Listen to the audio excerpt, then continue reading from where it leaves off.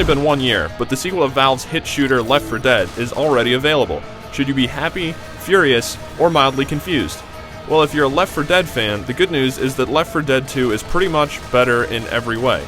The game's got 5 all-new and thrilling campaigns set in the American Southeast, a cast of survivors with more personality than the previous lot, and a whole bunch of gameplay improvements. The real question is if these refinements are worth the purchase of a new game.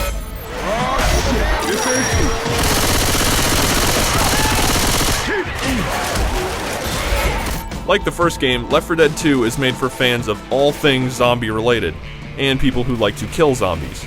Valve's made the bloodshed even more entertaining here by making some noticeable graphical improvements, from the eerily lifelike way the zombies flail around as they run and stumble after you, to the way they're affected by gunfire. The game is incredibly gory, much more so than the first game. Each of the new campaigns take place in brighter, more detailed, and more distinct settings than the first game.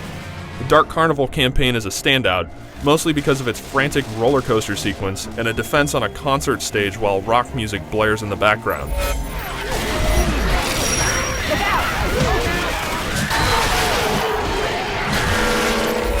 The game's concept, at its core, is simple.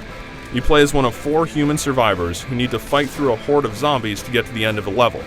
Though you can play by yourself with some intelligent bots controlling the other 3 survivors, this is a far better game with a team of human-controlled players.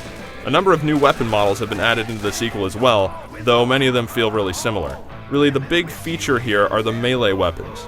Chainsaws, machetes, and electric guitars are just a few of the ways you can keep the blood flowing. And while these may seem like a goofy, cosmetic kind of upgrade, they actually have a pretty significant impact on the gameplay, as it's way easier to clear out any zombies that crowd in on you or a partner. Also new are 3 boss-type zombies. The Spitter's damaging acid blobs do serious damage over time, the Charger makes life unpleasant for anyone he runs into, and the Jockey proves to be a general pain by wrestling character control away from whichever survivor he pounces on. Toss into the mix all the original monsters, and the new attack combinations and strategies when playing on Versus mode is something that fans are really going to love. Another great mode is Scavenge. It's meant for players who don't necessarily want to spend tons of time trying to do a 4v4 versus campaign match, and the goal is for each team to take turns as survivors dumping gas cans into generators. It's quick, accessible, and a lot of fun. Finally, for the truly insane, Left 4 Dead 2 offers a realism mode that wipes out a number of assists and makes enemies harder to take down.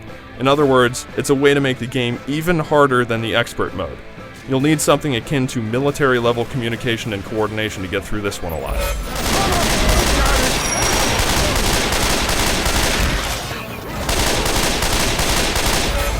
Left 4 Dead 2 is a far more feature-complete game than the first one, and is a much better game overall. If you're sick of Left 4 Dead's gameplay or just never cared about it to begin with, this game probably won't change your mind. But if the idea of teaming up to slaughter zombies still makes you excited, pick this game up immediately. The sequel beats the original in pretty much every category and provides a style of thrills, scares, and action you won't find anywhere else. Check out the full written review on IGN.com.